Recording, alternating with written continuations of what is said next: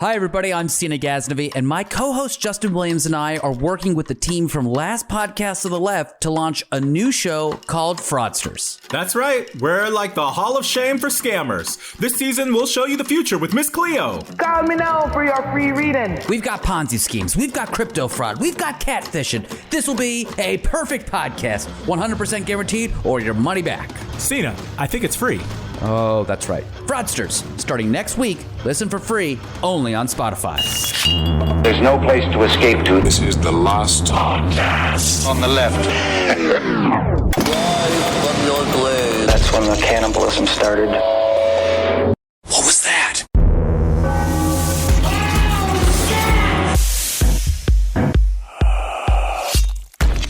And I can call you up and spend the time. Oh, God. You remember that? No, I don't, actually. So happy together. Yeah, the Turtles, isn't it? No, I know that. This is why the 60s and 70s created so many serial killers, because you can see someone cleaning the gun, listening to that, and smiling. And just like having a picture of Nixon that they stare at all the time. Fucking song telling me I'm in love. I hate love. Did you guys have to do that in elementary school every year? They put together like a pageant where we had to do a giant choreographed dance to that song. And it was always like kind of loaded because you always wondered which girl was I going to be paired up with this year. Oh, my. And it was always like high elementary school drama because relationships were made, relationships were broken. Sure. Just within the choreography of that. And me, the whole time I'm like, oh, God, I sure hope that Julie's the one I get paid with, because the last time it was Dumpy Stephanie. And then all of a sudden, I'm back with Stephanie because Stephanie and I have the same gait. Dumpy Stephanie. Well, I would love to hear what she has to say about you, Mr. Zabrowski. I honestly you think... weren't exactly a Romeo. I think she might have died in 9/11. Well, that's why she's a hero, not just for dancing with you, for also working in finance. Welcome to the Last Podcast on the Left, everyone. I am Ben with Henry and Marcus. Hello. Today, why are we talking about Age of Aquarius? No, why are we talking about the Turtles? Perfect. Because that was what I used to sing in high school, or in middle school. It was Age of Aquarius. We're the Age of Aquarius, Age of Aquarius, Aquarius. We went square dancing. All right, so today we're going to be talking about, why are we talking about songs from the early 70s? That's what I'm trying to say. Today we're going to be talking about the 1971 Manson family Western surplus shootout. That's right, this Manson family, they didn't just rob a baby from Sharon Tate, which was horrible. They also robbed, apparently, a gun store. Yeah, I'll tell you what, the shootout... Bullets were the only thing we were shooting out in the Manson family. You know what I'm talking about? Yeah. I don't. Sex with each other. You were having sex with each other. Okay. No, and you got to say it right. The 1971 Manson family Western surplus shootout. All in all, it was 1971. That was the last time the Milwaukee Bucks won an NBA championship. They're currently in the East right now, going against the Miami Heat. It's quite a doozy, if you wanted to know that aspect of what I'm bringing to the show today. More cishet propaganda to start our show. Now, one thing that sometimes gets overlooked in the story of Charles Manson is that the members of the cult who went to jail for the Tate LaBianca murders were not the only followers of Charles Manson. They were the A-team. So he had like splinter cells? He had splinter groups? That's how powerful Manson was? It wasn't necessarily splinter groups. It's just that the cult was a lot larger than the, I think 5 some odd people who actually went and committed the murders. At one point, Manson had almost 100 followers. Woo! I mean, loosely, at that point, that was when he was having big get-togethers. So he'd have parties, and it would kind of wax and wane the size of the cult. By this point, it was like 25 hardcore members deep. Well, yeah, because you can't just throw a potluck and then say that you are a cult leader and all of these people are your cult followers. They're just bringing macaroni and cheese. Amen. If they're out there eating my cult stew, you have become an adjacent. You're at least cult adjacent. What kind of meat? What kind of meat would you put in a cult stew? Rabbit. Oh, that makes sense. That makes sense.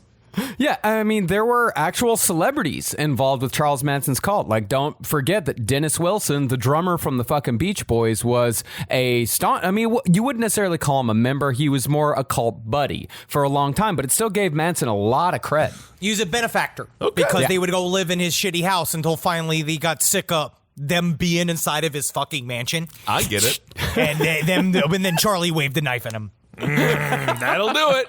Well, besides Tex, Leslie, Susan, Big Patty, and the rest, there was a whole cast of what John Waters calls in his book Role Models, the B-Teamers, that were highly active in Los Angeles both during and after Manson's trial, besides just their courtroom antics, which everyone knows about. Just once I wish they would call me Patty. Not Big Patty. It's not even, honestly, I'm going to say it's not even a negative thing. I love how much patty there is for us to have. You love Big Patty? I appreciate Big Patty. You appreciate Big Patty? Yes. Now, can I please hand the pizzas to the rest of the party?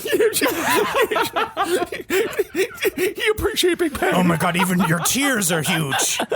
Yeah, the John Waters book, Role Models, is fucking great. Came out in like 2010. There's a whole chapter, a whole essay about his friendship with Leslie Van Houten. So anyone who's like interested in the Manson family, like John Waters, is a mini historian because he attended a lot of the trials at the time because he was just fascinated with it. Yeah, so this story comes from his book Role Models, and then there's a great documentary that I forgot came out in 2018 called Manson: The Lost Tapes, where their footage was shot while Manson was in court. He went to go speak to essentially what was left of the B team.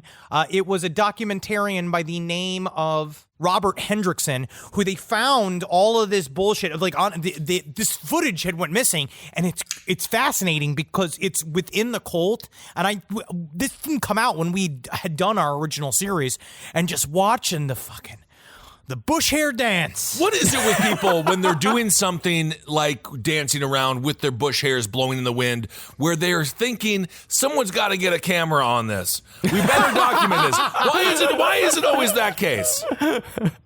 Now, even though Manson was in jail and guaranteed to die there, the B-teamers of the squad still believed that there would come a day when they would be reunited with Charlie.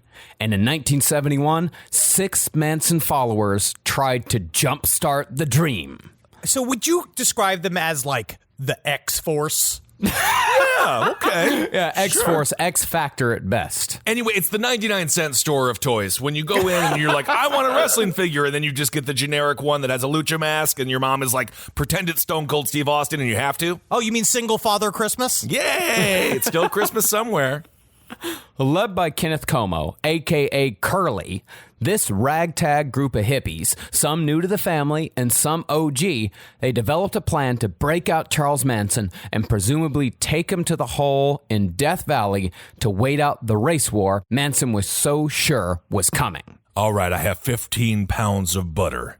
What do you think we can do with this to get Charlie out of there? Okay, I got an idea. All right, listen.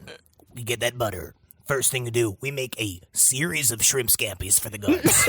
Listen, they will be so consumed by the Italian flavors and so overwhelmed by the Charlie. cholesterol in their system, they will go to sleep. And then I turn into water like Alex Mack. I can do that. I haven't told anybody that I can, in fact, do that. Yes, let me show you. Let me go. I'm just pissing. Yeah, you're pissing all over the place. Now, Curly was actually new to the Manson family because Curly's first allegiance was to the Aryan Brotherhood, the group of white supremacists who were essentially a prison gang. See, Manson had glommed on to the AB in prison for protection after he realized the judo he'd been practicing in his cell wasn't going to fend off the legions of prisoners who wanted a shot at the man who'd ordered the death of a beautiful pregnant movie star. You know what they say is that in judo, you're supposed to use their weight against them, right? You use their weight to trap them, but honestly, a lot of these guys don't like being called Biggie Boy. Really? Honestly. I can imagine him in his fucking cell. Coming from my feet. Oh, next thing you know, is that his feet? Oh, it's top of my shoulders. Didn't know. Picture Sirhan being like, I wish the bullet would have hit me. Well, as such, Charlie declared his allegiance to the AB with his now famous forehead swastika. I'm not uncomfortable, but I'm starting to get a little worried about your turning the Aryan Brotherhood into an acronym, only just because it's just rolling off the tongue so easily. It's part of the AB, you know? I got tired of typing out Aryan Brotherhood over and over again. I get it. But the Aryan Brotherhood wasn't offering Manson protection out of the kindness of their hearts. What? And I always wondered this myself. What the fuck did the Aryan Brotherhood get out of protecting Charles Manson? But the Lost Tapes has an interview with his cellmate from 1961 to 1967, and this guy basically says Charlie first became popular in prison because of how fun it was to beat him up and make fun of him, and that people would take turns bullying him, almost to the point where they had an agreement amongst each other. I was being like, "Hey, how you doing? Hey, Texas, you getting Charlie today?" "Yep, and I'm going to take this whole chunk of soap and put it inside of him and call him a shower." Oh, my goodness. That's not where soap belongs, unless you're dirty. Well, in exchange for protecting his tiny body, Manson gave the Aryan Brotherhood on the outside free sexual access to female Manson followers and nude photos of those same followers to the AB members that were still incarcerated. I don't think he had the right to do that. No. But that is how strong of that shows you how strong of a hold Manson still had on his followers when he was still in prison, even after he was sentenced to death. Jeez. They were exercising a sort of willful ignorance because they reached a crossroads in their belief once Charlie went to prison. Because I'm still in our school of thought where Charlie Manson was not like a great leader. He just was he was the leader that they got and that they decided to attach themselves to, because a lot of them also were not maybe the most impressive group of Americans that ever existed. I think that's fair to say, yeah. But Charles Manson, when they, at this point, had been telling them, "I'm the new coming of Jesus Christ," like he'd stand out and be like, "See, they nailed me up like this, and I went, ow, ow, ow, ow, ow, ow." Like he would do these sort of presentations. So there was a moment where they're like, if Charlie is magic, this is when he'll do it. That's a big if. That is a pretty large if. Yes. Okay. Now, Curly, the Aryan Brotherhood member, he joined the Manson family in earnest when he escaped from jail in late July during a somewhat clever ruse. See, Curly had been called to testify on Manson's behalf in the trial concerning the murder of Shorty Shea, who was a ranch hand at Spawn Ranch, whom Tex Watson and Steve Grogan had killed because Manson thought Shorty was a snitch. Never good when the Aryan Brotherhood is there to take the defense stand for you. Yeah, I don't. That is like, I don't know if you're going to win necessarily. Want them there. I am not going to give a member of the AB, as Marcus so coolly shorts them down. No. Woo, yeah, cooling out with the AB. I am not going to give one of their phone numbers, like if I need reference, like for work. No, I don't think so. But before Curly testified, he escaped from jail and hid out amongst the Manson family. Now, as we know, the Manson family was not made up of the brightest minds of the late 60s. And none of them were career criminals. These are all just fucking hippies. I mean, with the amount of acid they were taking, I think their minds may have been bright. Like, I don't know if, like, they're not smart, but I think there was, like, a brightness. There was a phosphorescence. Yes. Yeah. They're definitely a bioluminescence coming out of them just from the sheer amount of LSD. Yeah, well, I mean, the amount of LSD that they took, cannot be overstated, because these people were on LSD leading up to the murders for months at a time. They were never sober. In fact, this is something that I read in John Waters' essay that I didn't know before. In the middle of murdering Sharon Tate and everyone else at that house, Tex Watson stopped and looked in the mirror, trying to remember his name.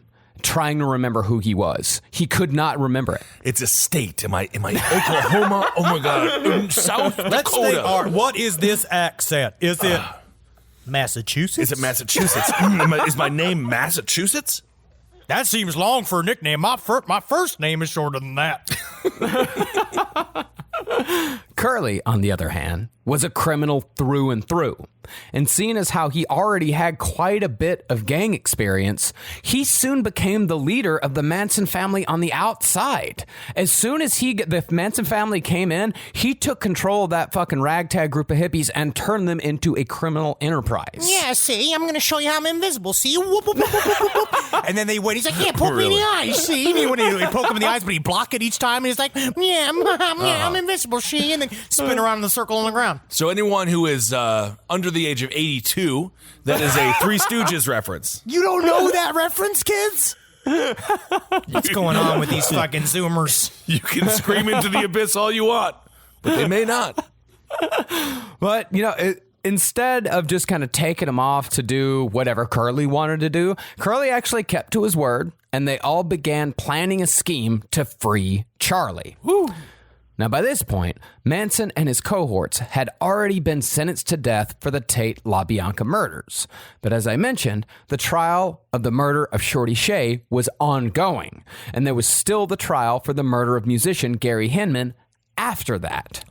During the lost tapes, that was all filmed while the trial was going on. And seeing the sort of their selective memory, because it's interesting to watch the B team react, because they were not chosen to be part of the A team for a reason. They are the leftovers, just like the show. And they're all... These guys are just the ugliest men I've ever seen. All of them. Clem looks like a human fucking jack-o'-lantern. And the other guy, one of the guys has one of those mustaches that's the mustache. He's completely bald up top, but he's got the back hair, but he's got a mustache that connects into his sideburns, into the back hair. So essentially he has a lasso of hair that goes underneath his nose. And by the way, Clem Grogan, his nickname was Scramblehead. Scramblehead? You don't trust Scramblehead with any sort of direction. No, man. You should never be a euphemism for an omelet. Ever. But they all were explaining, because the interviewer was asking them, like, how'd you feel about the fact that they killed a pregnant woman? And they would do this reaction where each woman would be like, at first I was like, but then I was like, it's all groovy. Blood's groovy. And it's just one baby isn't in a million babies. You just have another baby and you make another baby. Well, she can't have another baby, though. She can't. She is very dead. But one of them was like, well, Charlie told me that the soul of that baby went into my baby and that I had that baby. And then the interviewer is like, so tell me, what is your current baby? She's like, where is that baby? It's gone. They gotta find the baby. Yeah, I think of the baby that was taken away. I think the baby's name was Tim Tam, or something similar. Clip clap. It's a fun name for a baby, Tim Tam. Yeah, and there were a lot of murders around the Tate LaBianca murders. Like the Gary Hinman murder, that was before the Tate murders even began, and the Shorty Shea murder was after the Tate LaBianca murders, because the Spahn Ranch had gotten raided, and Charles Manson had blamed Shorty Shea for this. And Shorty Shea was just a dude who he was a stuntman. He was kind of like, Brad Pitt's character in Once Upon a Time in Hollywood. Yeah, of course. I would imagine Brad Pitt's character is loosely based on Shorty Shea. I can't believe how many, obviously it's not like good stuff, but they got a lot of stuff done with a brain full of acid. I mean, they were definitely very busy. Yeah, but not to completion. You know what I mean? Like, right. They got a lot of stuff halfway done. They got the dune buggy, sure, but to be honest, anybody can get a dune buggy if you find one. That's true. Well, since Manson was required to be present at the trial of the murder of Shorty Shea, he was in jail, not prison. Oh. So there was no better time to try and spring the family's tiny messiah. The only question was how to do it. Now, I read a few different accounts of what their actual plan was, but it seems like there were three possibilities.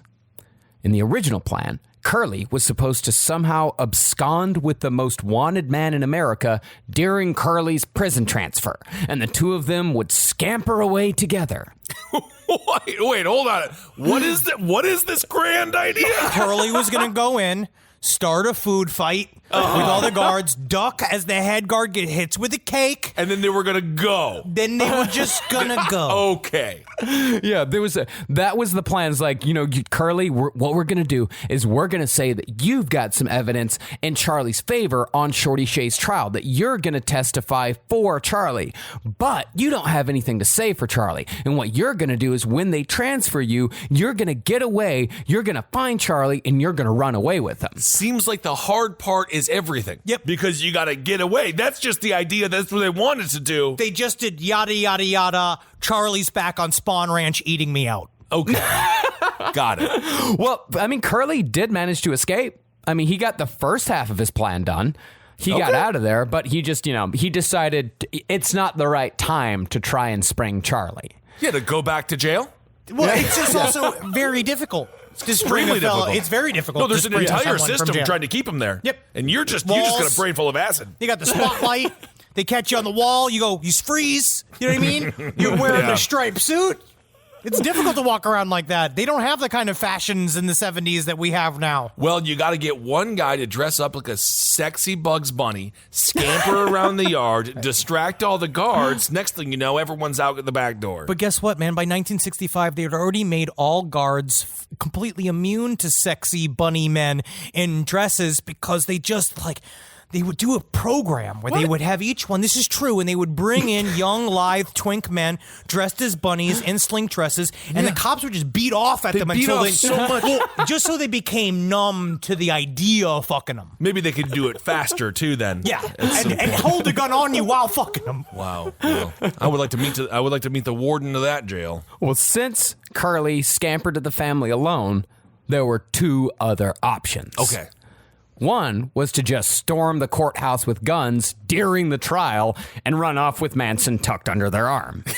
That, honestly, to be of all of the plans, is kind of weirdly doable if you show up in force. Yeah. But he can also fit inside of a little FedEx box. Yeah. That you can very easily abscond with him if you can keep him from struggling. That's the What if problem. we- He's very active. Dress him up like normal, put him in a box, send him to Abu Dhabi. Perfect. The more likely plan, though, which was also the one most unlikely to work, was to hijack a 747 passenger jet and kill one passenger every hour until Manson and the rest of the family were released from custody permanently. These are acid ideas. They are acid This ideas. whiteboard is the dumbest whiteboard that has ever been drawn on. All right, you know what? And there is a third plan here. We reverse time using the powers of Superman, and we go back to before the crimes, and we all move to Florida. That's a great idea. That's what they should have done. But while the Manson family that was still on the outside definitely had small arms, those plans required heavy firepower. You're not going to hijack a 747 with a fucking pistol. Nope. Not anymore. Definitely not. Not since 9/11. So, led by Curly, the B-teamers decided to rob a gun store to increase their arsenal. But before they even robbed the gun store, they robbed a liquor store and made away with $2,000 so they could buy a van to get away. Now, why didn't they just buy the guns? I thought about that. That was also my first thought. It seems easier to steal a van than it does steal a bunch of guns because you got to break into a store full of guns. Yeah, but to get guns. But the guns are like asking to be stolen in a way. You know what I mean? The adventure. Think about the adventure, Kissel. Yeah, I just think you can The get call a to van. action. Joseph Campbell, story of a hero. No, I love the idea of stealing something, Adventure but across the Chapel Perilous. Adventure inside the arsenal itself. vans are littered everywhere. It's 1970 And people left California. the keys in the above thing. Yeah, Yes. just we can get a van. Too easy. Well, as far as the crew went, 5 members of the Manson family were drafted, besides Curly. Right alongside Curly was Catherine Scher, a.k.a. Gypsy, who had joined the Manson family at the age of 15 in 1967. Never trust anybody that could be played by Leah Dunham in a movie. Absolutely not. They never should have the gun next to you. No. They should not.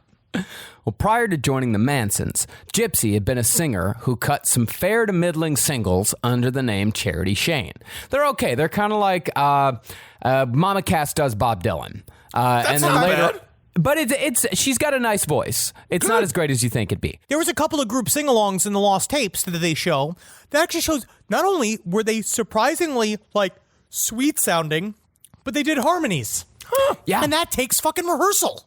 Yeah, of course. That's all they did. Like, when they were around Charlie, like, they were a group. They knew what the fuck they were doing. Gypsy, actually, she had better than a nice voice. She had a beautiful voice. A lot of her stuff under the name Charity Shane is available over on YouTube. It's cool shit. Some of it is also a little bit like Nancy Sinatra. But Charity moved to Spawn Ranch after meeting sometime Manson family member Bobby Boussier on the set of a softcore pornographic film called The Ramrodder. All right, it can't be softcore if it's called The Ramrodder. Also, what does that even mean? Everyone doesn't have an erection? Yeah, that's the thing. Yeah, ramrodder sounds like you're just trying to fold up a super long penis that's very, very soft inside of someone. But yeah, you shouldn't name a softcore porn anything with ram in it. Ramrodder. Unless it's like Romancing the Ram or the Ram Mysteries of Sheboygan. Man, one of my favorite pornos is The Ram Mysteries of Sheboygan. There's a butt scene that is just incredible. You don't even know if it's a man or a woman's. And they all wake up and it turns out they were all inside the butt. Isn't that something special? Isn't that how they ended the TV show Lost? I remember there was a smoke monster. I do. And a big fat guy. I do remember that. I liked him.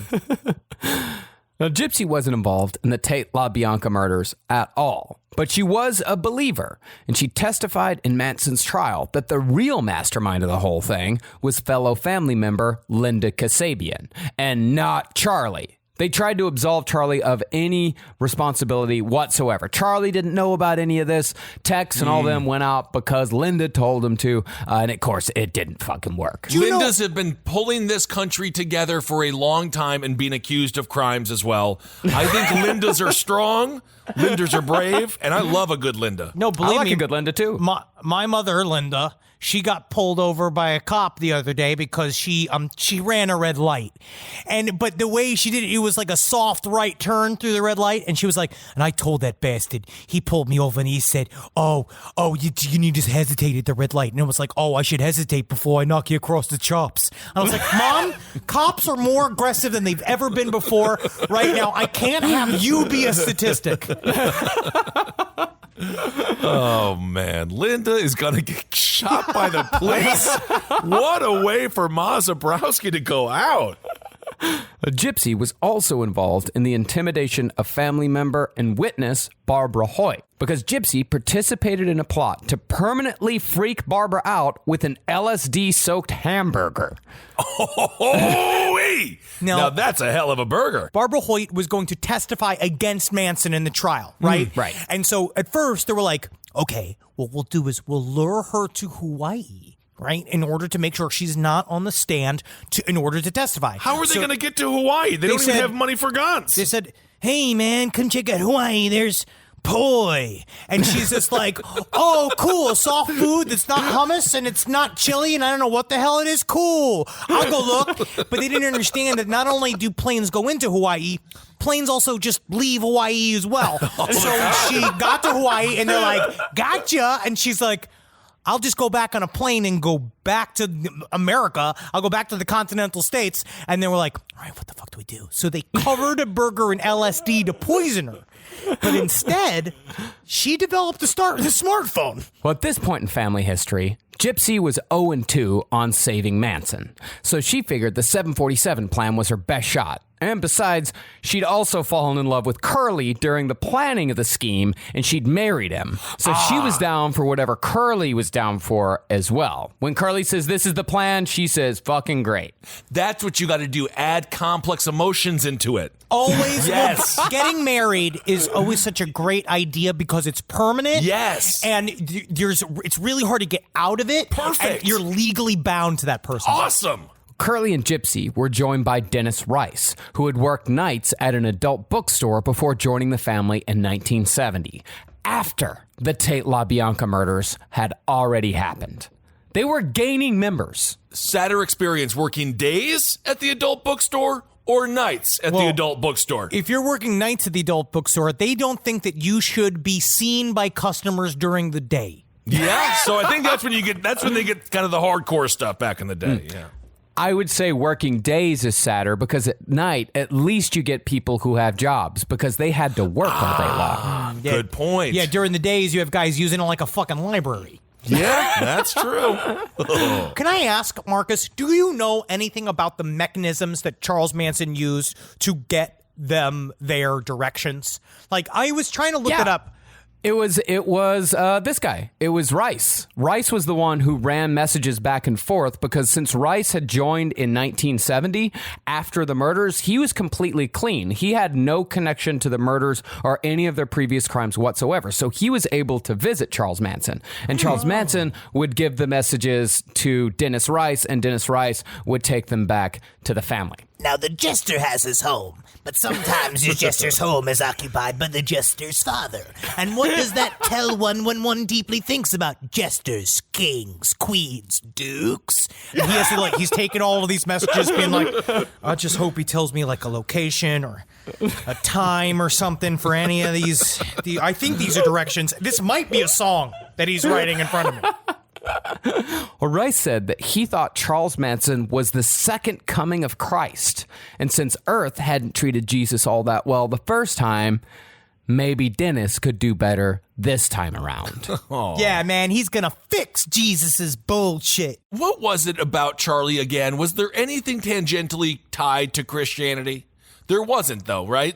He never talked about anything with Jesus or anything. From what I can surmise, a lot of it was just him biding time until he could get his boner back. I see. Great. Most of his philosophy was not in any way, shape, or form structured because even the B team in the Lost tapes, they all are asked direct questions about Charlie's philosophy, and none of them have a fucking answer that is worth anything. That's how you do it. They're all like, because the main interviewer is like, tell me they believe that Charles Manson believes that he is the new coming of Jesus Christ. And the one girl's like, he's never said it dead on, but he's really led us to a lot of making that decision for him. And they're like, what? What does it even mean? Well, he also had so many subtle ways of convincing these people to join his cult and to do whatever he wanted to do. A lot of it was actually in his music. I mean, I've been listening to a lot more of Manson's album recently. Great. And the song, specifically Home Is Where You're Happy, which is, it's a very catchy song because that's the thing is that Manson songs are very catchy. But the bridge of the song is burn all your bridges, leave your old life behind. You can do all you want to do because you're strong in your mind. Okay, Marcus, so you're dabbling with agoraphobia right now. Do you feel like... No, I'm not. I'm actually doing great. No, I know. No, you're doing great. But it's a pandemic, haven't left the house in a while. You're listening to the B-sides of Charles Manson. I'm not only listening, I'm learning how to play them on guitar, my friend. Okay. So... It's constructive. Is that... I think it's constructive. Technically, right now, it's helping the show.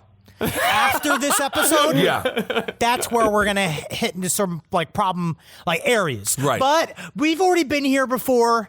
He has been through this. Charles Manson, he had some of his music had some good bones. He's listening to Charles Manson, specifically the song "Home Is Where You're Happy" on loop while not leaving his house. He's learning the song. I leave my house twice a day to go walk the dog. He's got to go yell at people and show him his new tambourine. Okay, all right, I believe you. It's funny you say that because the B team talks about the music as being a major hinge because they were all super into. I forget what the term is. There was a pheromone. I don't know what the term is. It's not a pheromone. It's like a protein. It's something that comes out when in group activity. But it's the idea of the people come together doing group activities and they feel good doing it. And so the big thing that they were super into was the group sing-alongs. And Charlie used to throw them all the time. And it was how they kind of all got together. And it would precede and succeed their orgies and those things that they do at night.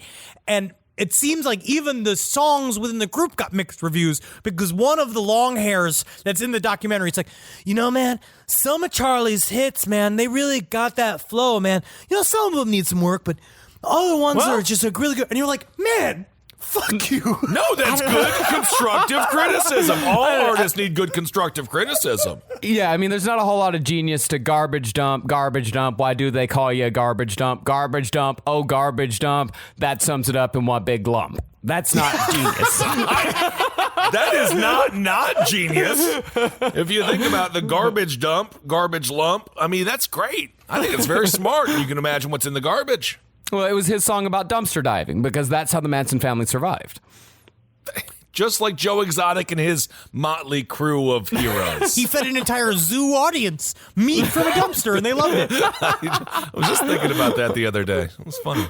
Well, joining Curly, Gypsy, and Dennis Rice were Lawrence Giddings, a.k.a. Little Larry, and Chuck Lovett, a.k.a. Chuckleberry, plus 2 others. Chuckleberry is kind of a fun name. They would all get their nicknames after they did the death ceremony. So he would give them all acid, and he's like, Okay, imagine you're in the casket. Oh, it's cold. There's all sorts of dirt outside the casket, right? What's in there? Is it worms? Is it spiders? It's a nice casket. It's just kind of a pillow.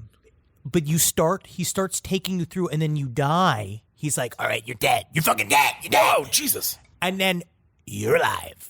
And I'm Chuckleberry now? Yep, unfortunately, yes, that is your nickname. It's the first one I come up with, and unfortunately, I do not do second drafts. Sounds like a children's sugary cereal. That's what you are, to me. I'm a children's sugary cereal. Oh, God. Well, it's better than waking up from a big ceremony and having Charles Manson go, "Oh, you're Scramblehead now. Get out of here, Scramblehead." I don't know. That is tough to say. Because Scramblehead, you do have credence to just run around like a maniac, randomly kicking people in the shins. Scramblehead sounds like a children's Cenobite. Well, once the crew was established, they loaded up in a van and headed to the Western Surplus Gun Store in Hawthorne, California. Now, as I said, Manson family were flush with small arms, so they stormed the gun store and held up both the staff and a couple of customers while they gathered and loaded 140 rifles into their van for their upcoming hijacking scheme.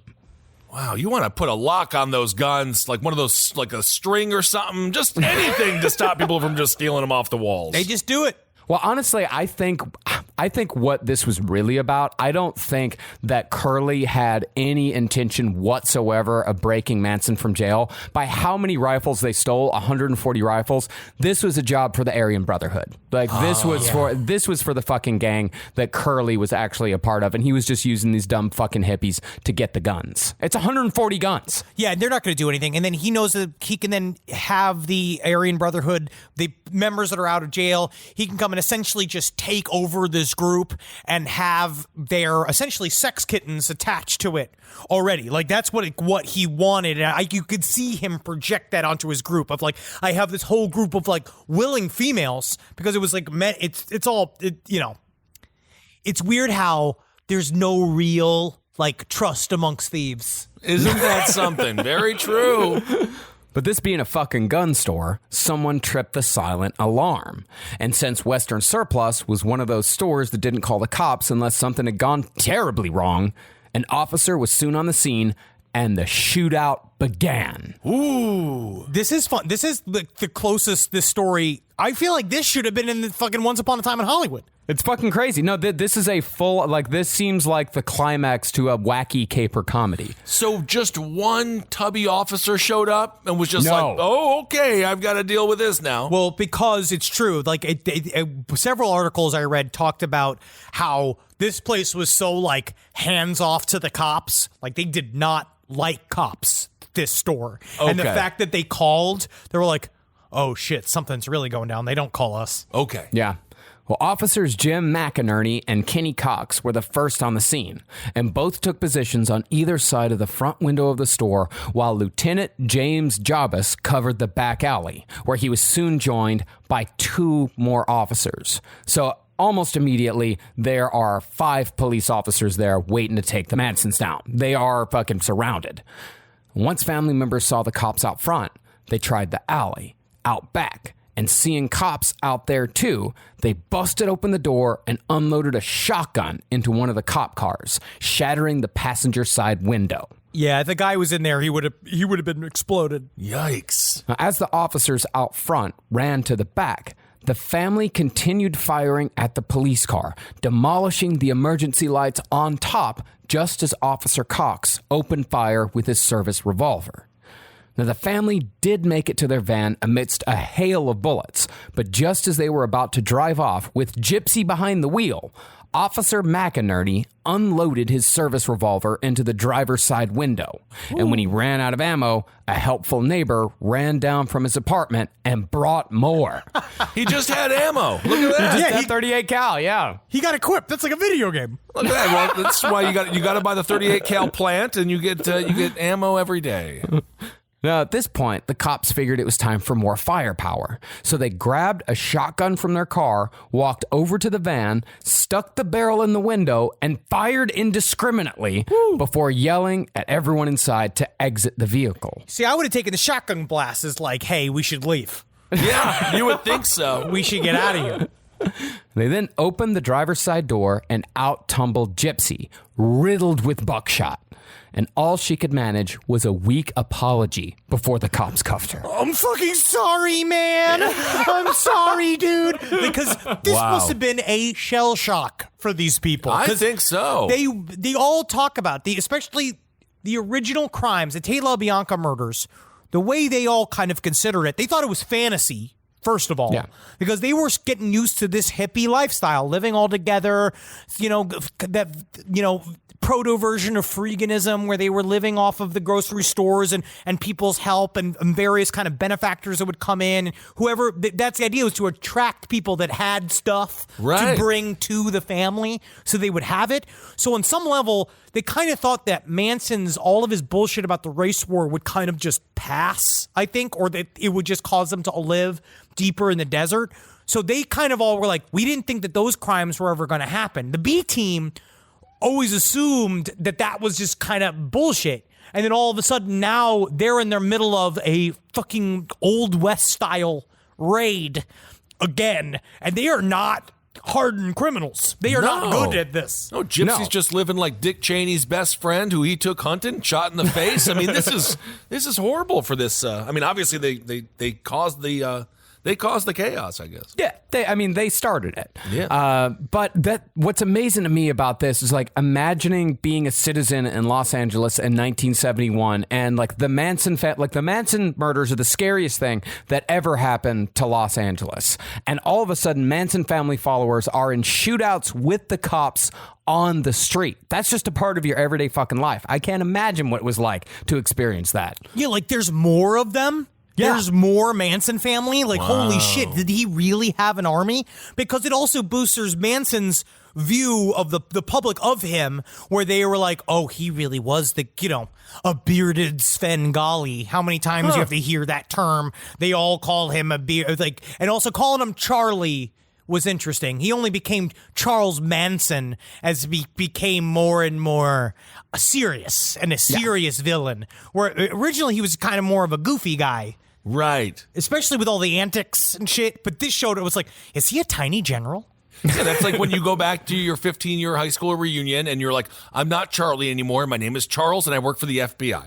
And then they're like, wow, you're professional. You know, like he got to become a pro-level, evil, maniacal mastermind. And I forgot he did his spiel of being like, that's how you know I'm the new Jesus, because man's son. I'm the son of man. Jesus Christ is the ultimate son of man. Man's son, that's me. Does anybody else scat like that? Look how tiny my tongue is. I believe it. Well, back to the shootout. As Gypsy was being handcuffed, the back door of the van suddenly opened, and the rest of the Manson hippies took off down the alley on foot. Oh, man. Fucking serpentine, man. You got to do a serpentine movement. Zigzag, zigzag. After a few more shots were fired, though, the family knew they were done. So they just gave up and were arrested. The only one who got away was Chuckleberry, who had hidden underneath a car when the shooting started and had run away during the firefight while the cops were otherwise occupied. That's Chuckleberry for you.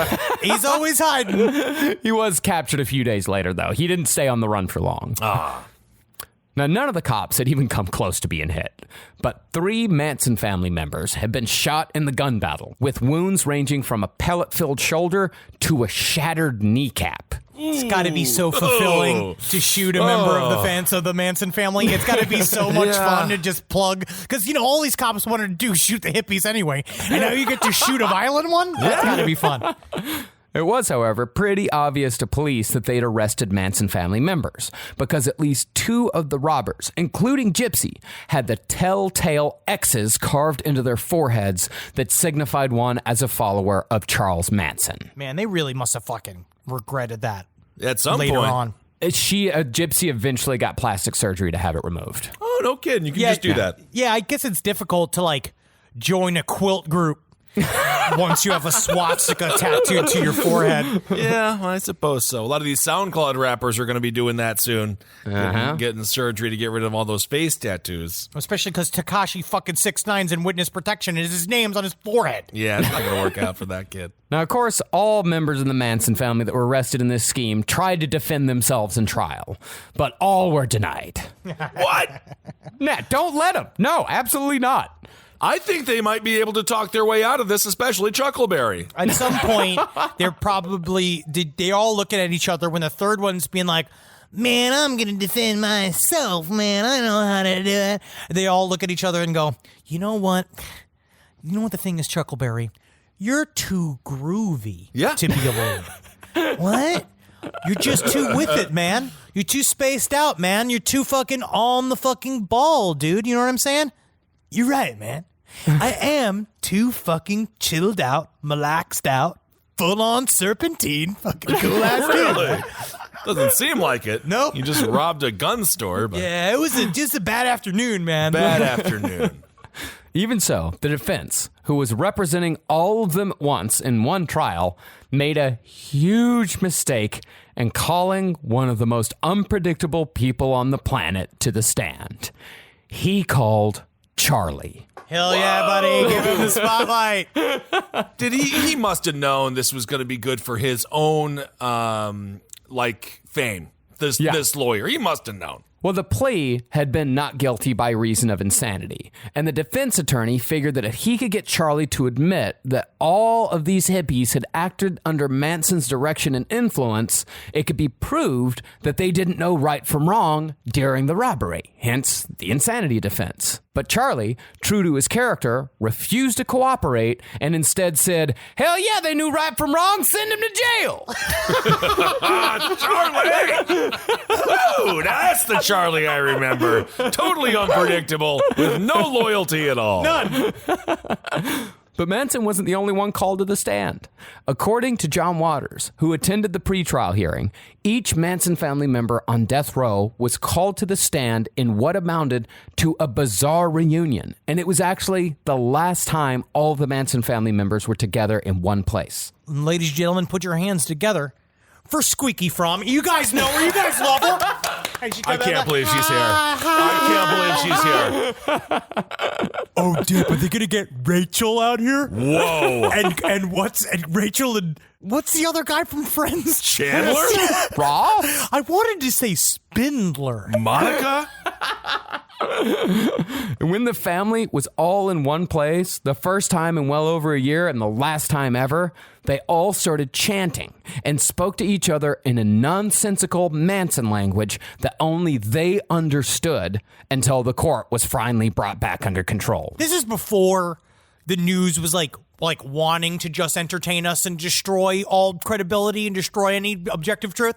So at this time, it's all very sober people watching. Right. They just let the circus out and all them going like, there goes that, like just doing Charles Manson scat at each other. And then finally being like, you could tell it goes on for a couple minutes and then some conservative judge from 1971 is like, what in the Sam hell's going on here? I mean, I'm with the judge. What's going on here? Well, the cool thing about this trial, though, and all of this bullshit, you know, the Hawthorne shootout and all that, John Waters attended the pretrial hearing, and after seeing the Manson family all together talking to each other in a bizarre language and seeing how they interacted with each other, he immediately went home to Baltimore and wrote Pink Flamingos. Wow. What an inspiration. Of course the inspiration for Pink Flamingos was the Manson family screaming at each other in a courtroom. Of course that was. It all makes sense. Also, Divine, I don't think She needed to eat the dog shit because That's a they fucking also real woman. That's a real woman and a real performer. That's what it takes. And I explained this to Natalie at some point. I was like, he was at the pretrial, and before I even said it, she was like, oh my God, that's where Pink Flamingos comes from. And I was like, yeah. Wow. They made that. They kept on feeding the dog because the dog was constipated. This is what I'm bringing to the show today. The dog was constipated, so they kept on feeding the dog. And then finally it had a little poop.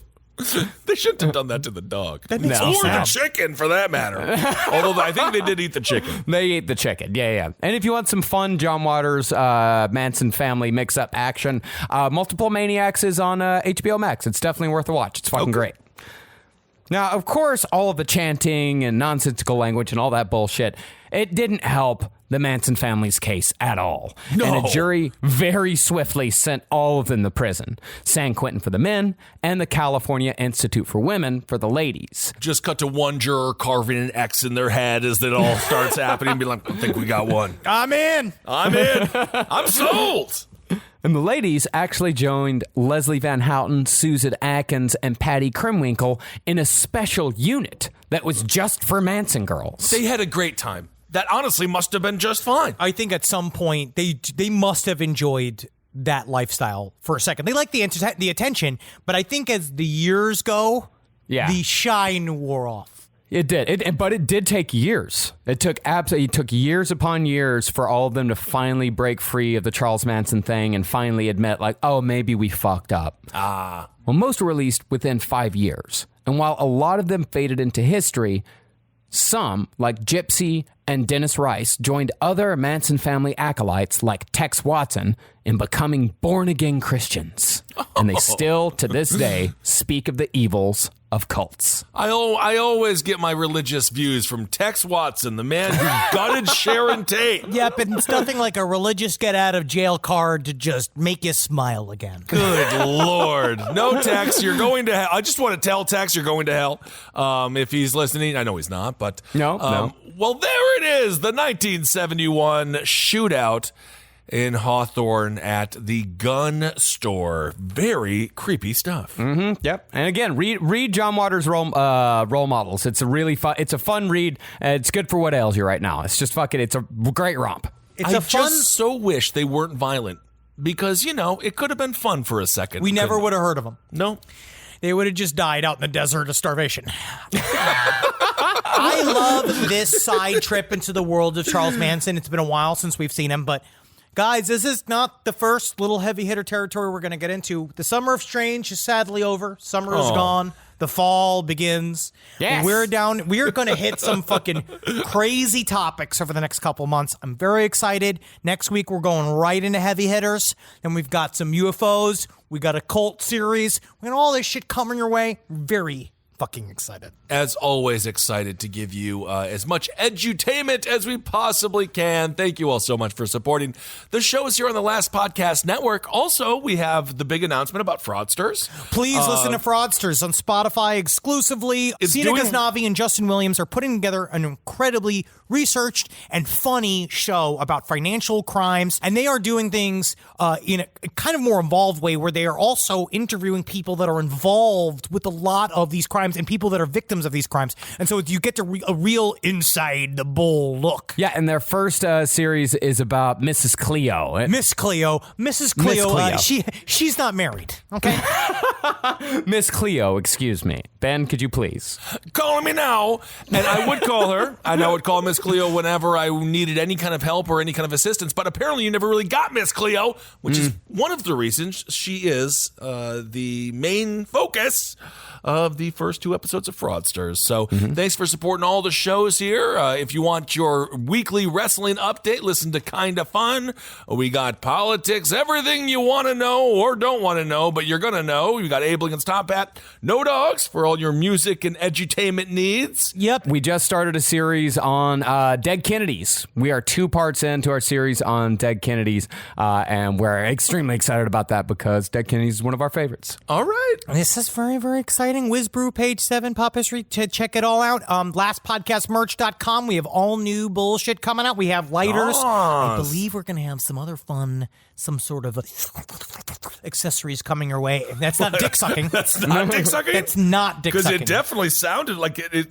No. Okay, it's not dick sucking. No. I think that you check it out and support us. And we want to thank you for your support up until this time. Thank you for supporting us and having a week off. Can you hear how relaxed we are? Listen to the relaxation ooze out of your face. All right, everyone. Thank you so much for listening. Hope you're hanging in there. Keep on trucking and never forget, hail yourselves. Hail Satan. Again. Magustalations, everyone. And me. Let's go rob a bank. No. No? I don't think that we'd be good. I'd like to be a wheels man. I'd be good at crowd control. What am I supposed to do? You're the decoy. Distraction. Yeah. So I'm supposed to go take a dump? Who's robbing the bank? You're big enough. I'm going to say this, and this is not a slight against you, but I think that you could probably take 1 or 2 bullets and live. Yeah. So you need to be first out and first in. But who's robbing the bank? Carolina. We got to get Carolina for that. Carolina. Yeah. All right.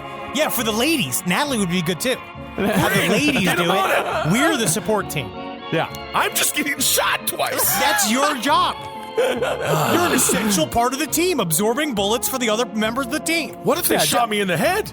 They shot you in the face. It's a risk we were willing to take. That's Dumb and Dumber, guys. This show is made possible by listeners like you. Thanks to our ad sponsors, you can support our shows by supporting them. For more shows like the one you just listened to, go to lastpodcastnetwork.com.